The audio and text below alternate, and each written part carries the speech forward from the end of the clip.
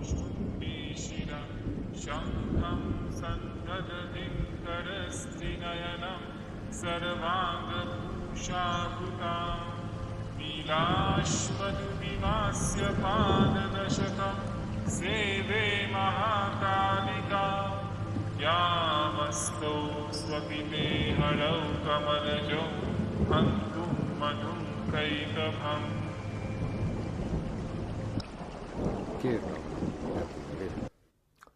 la Orden Illuminati? Es una orden masónica, ocultista y luciferina. Es una especie de ángel de luz que ilumina las tinieblas interiores y conduce a la unión con Dios.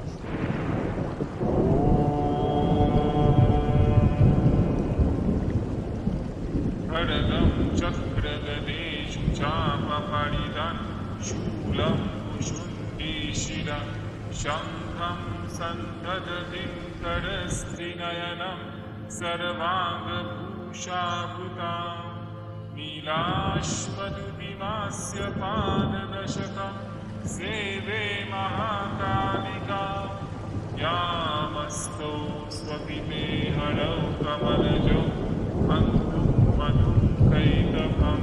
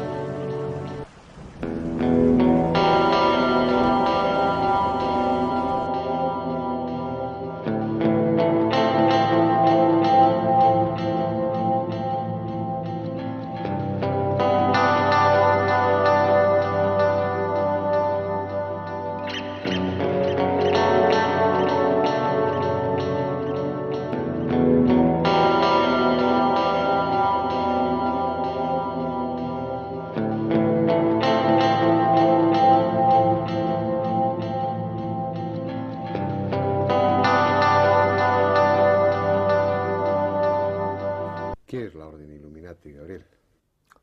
La Orden Illuminati es una orden masónica, ocultista y luciferina, que se dedica a dar una iniciación a las personas que se acercan a sus puertas.